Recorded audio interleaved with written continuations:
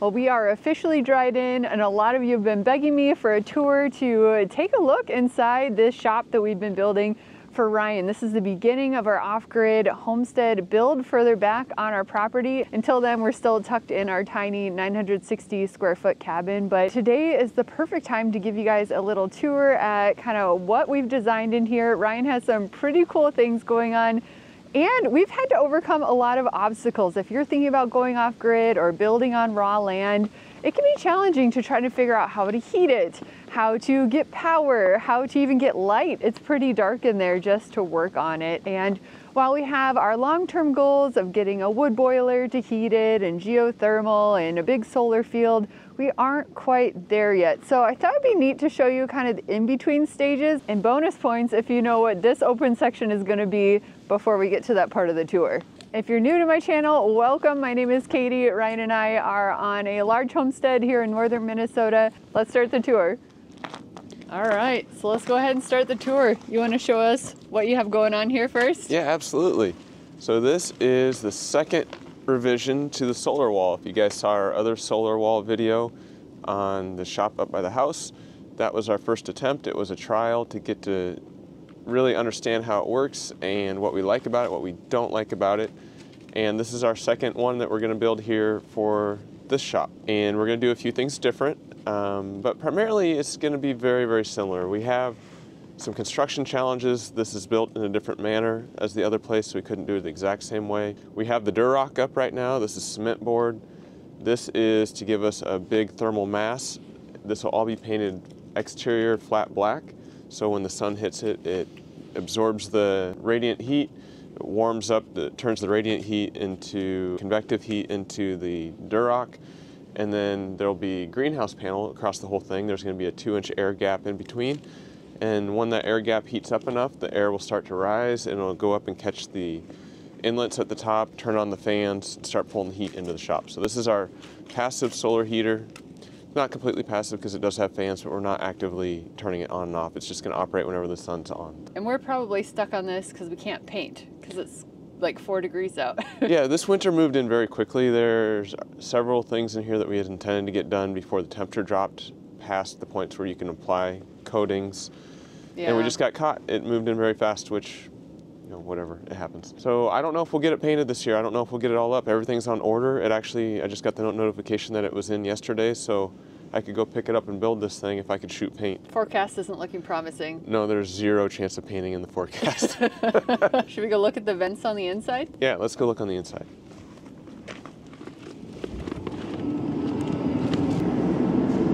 Coming in? I won't stop you.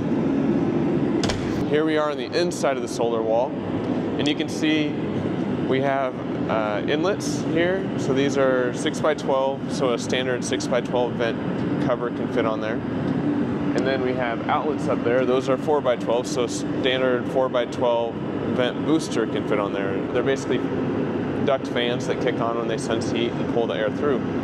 And then the individual sections for each one of these vents will be 4 feet wide and then 2 inches deep. And that'll be the air space that the air travels up through. This works really well. You know, you're using the principle of heat rising to kick the fans on and off. We're not having to really have a bunch of fancy controls for it. It just kind of happens on its own.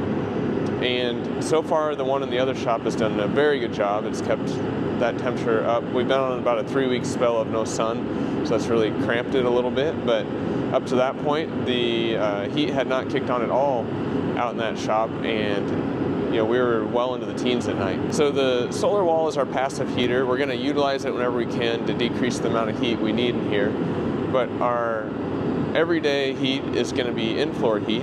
So you can see we already have all the PEX run. We have it in 2 sections. So the front half of the shop here, about, what is that, 1,700 square feet is on these 7 loops. And then we have another 7 loops back there for the other 1,750 square feet of the floor.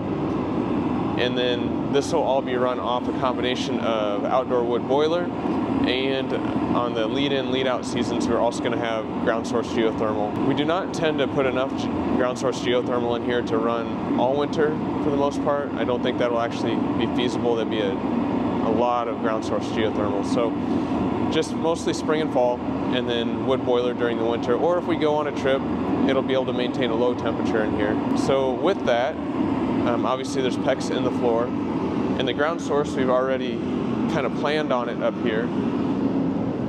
There's a big footing in the concrete up here, so we couldn't do any penetrations in the corner, but all the loops for the ground source geothermal are going to be horizontal. They're going to run out here, and we've basically boxed in inlets so that in this one, all the ground source will come up. This one actually goes out to the concrete pad that's going to be on the front of the shop out here so that we can heat it and burn off the snow and ice if we need to. It won't run all the time, just when it's needed. And then with that, we've done a good insulation job here. So I'm a big fan of spray foam. This is closed cell spray foam. We have 3-inch thick spray foam on the walls, which is equivalent to about an R21.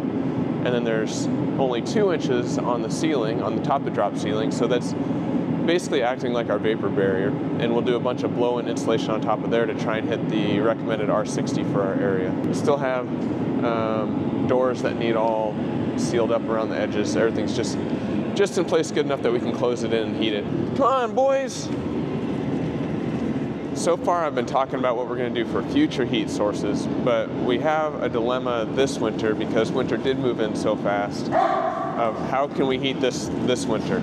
And we found a really nice solution. We have it running over here. We can show it to you. And also the dogs are wrestling. You guys having the best time? So much fun. Hi. Hi. Oh boy. Hi. Oh, it feels so good.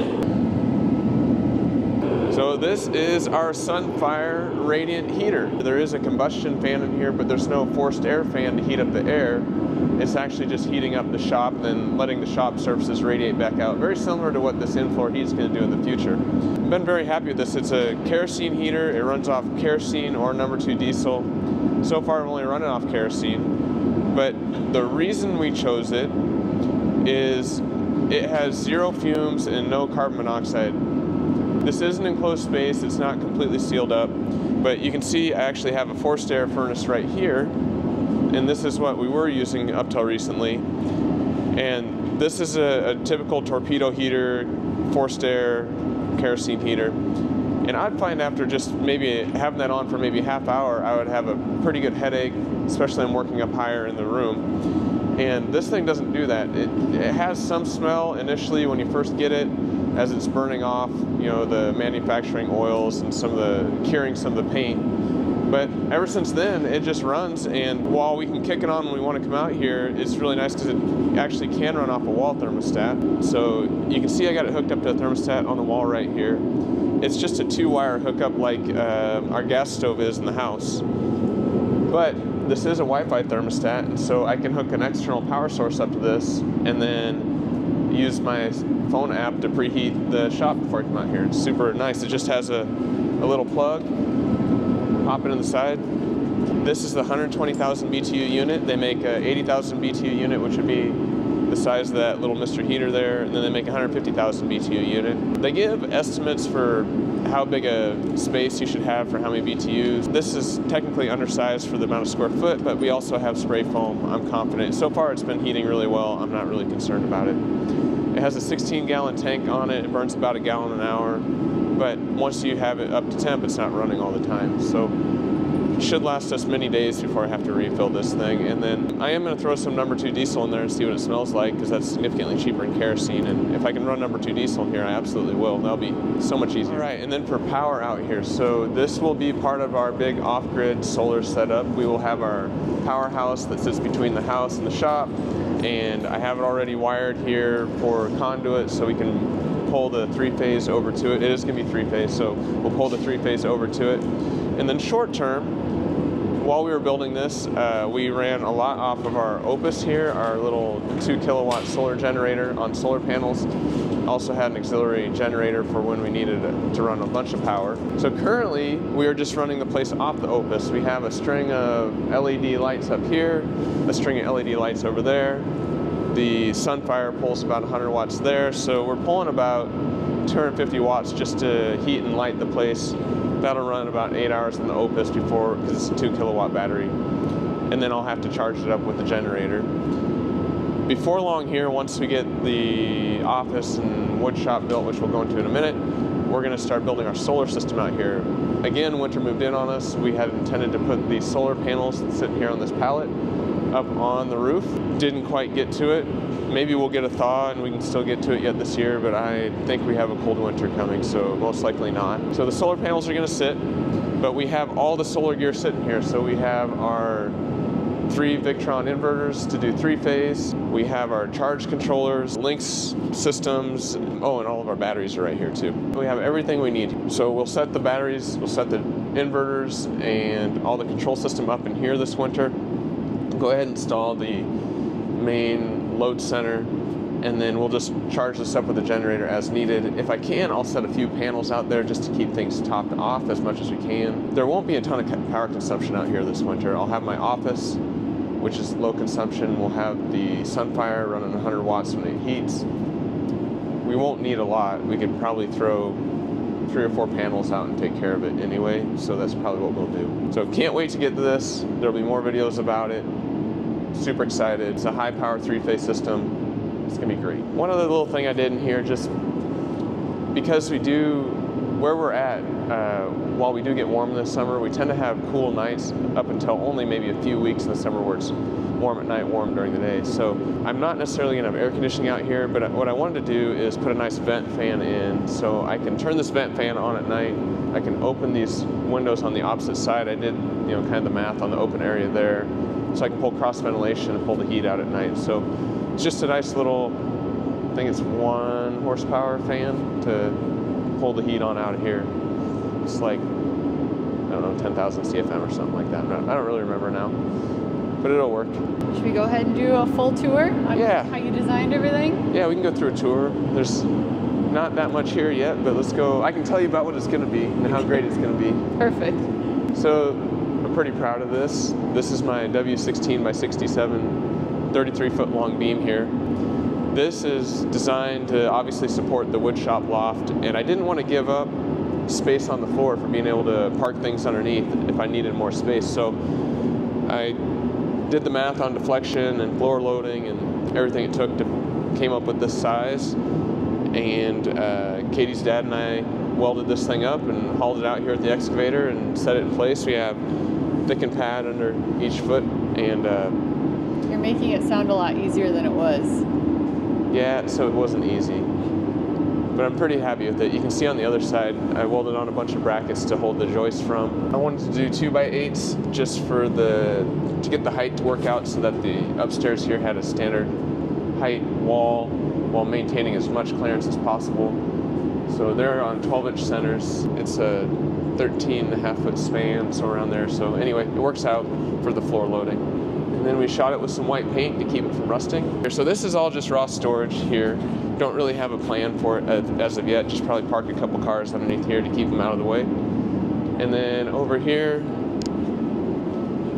is the bathroom.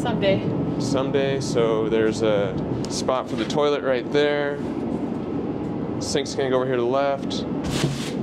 Floor drain here for a walk-in shower. So there's blocking here to do the wall, so you'll be able to walk into the shower. So mostly I wanted a big utility sink, which will sit here for washing things when I get greasy, and it's gonna work out for me.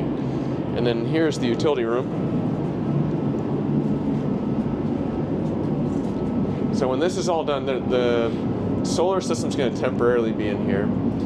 But long term, there's not going to be any real power to speak of in here because it's mostly going to be water. There's going to be the boiler lines running in there from the outdoor wood boiler, the water lines coming in there, all the hydronic system for the floor is going to be sitting there. There's going to be a geothermal heat pump sitting here. And that's why I have a floor drain, but mostly it's just a lot of water in here. And then there will be my air compressor sitting here just because I don't like to listen to it. So I'll insulate the room and shut the door and not have to hear the thing. The main panel will be outside though, or outside this room. So let's head upstairs. So this shop is built in the side of a hill, and these are insulated concrete forms. My concrete guy was really good. This was his idea of doing it this way. So this is 2 inches of foam, It has webbing inside it already, but basically the form is foam, and then they pour the concrete in between. So there's 2 1/4 inches of foam, concrete, 8 inches thick, and then 2 1/4 inches of foam on the outside. So this foundation is really well insulated. There's foam underneath all the concrete here, so we're pretty much isolated from the ground here. So let's head upstairs. All right, so this is gonna be my wood shop. It's well underway on construction here. Katie's dad and I put the ceiling in a couple weekends ago. I've been running electricity. I'll have all my workbenches here with power up high and power down low. You know, lots of storage and room for, I don't have that many wood tools yet, but I'd like to. I have a shop smith and a table saw and a drill press, and that's about it. So I have room to expand. I'll have a nice open area here to work on things, bigger things, and then I have a double door to get to the outside, so this is actually a walk out here. Mentioned that the building is built into a hill, so out here is just straight out the back. Hi. Well, hi guys. So you can see it's pretty close to ground level. We're gonna do a little deck out here, and then there will be a little trail to our future house someday. It'll be back over there, so Ryan will be able to just walk over to his office. Easy peasy. So I have a double door here for being able to bring big objects in for working on in the wood shop. I also have a double door here that just kind of goes off of space so that I can lift stuff up here with the forklift to also bring big stuff from this side in if I need to. Don't know how much I'm really going to use that, but it's way easier to do it up front. It's nice to have options. Yeah. And then over here is going to be my office. So I put in window looking over at the house, window looking out in the woods, and a window looking out into the rest of the shop here. This will all be insulated so I can keep this warmer than the rest of the shop, obviously. And I don't have it really planned out other than I'm going to put my desk in the middle. And you're starting on wiring already? Yep, starting on wiring. So next step we got to do once I get the rest of the electrical wired in is get this drywalled and mudded and taped. They still have to shoot foam on top of this ceiling, but we're almost there where I can start using this office. It's very close. And then I can kick you out of the cabin. That's right. What else do we want to talk about, Katie? So we're still working on the details as far as layout and everything for this wood shop area, but I think it's going to be really nice.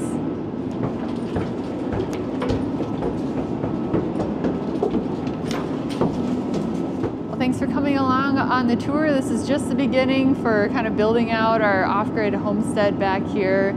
Definitely look forward to videos this spring once we install our whole solar setup and everything. That's going to be a big deal. It's going to be exciting. Can't wait. Yeah, and we'll be doing a lot of work this winter. We'll do some videos of finishing off the inside of the wood shop, the office. We need to skin all the walls in here. There's some of it will be kind of boring, so you won't see it, but some of it will be interesting and we'll want to share it with you. We'll show the exciting stuff. Yeah. So this is definitely going to keep us busy this winter, but I'm glad at least we have heat out here now. We have some power. Right. It's at least workable so that we can get our work done. As always, thanks so much for being here. We really appreciate you guys. Make sure to like and subscribe if you haven't already, and we'll catch you on the next video. See you later.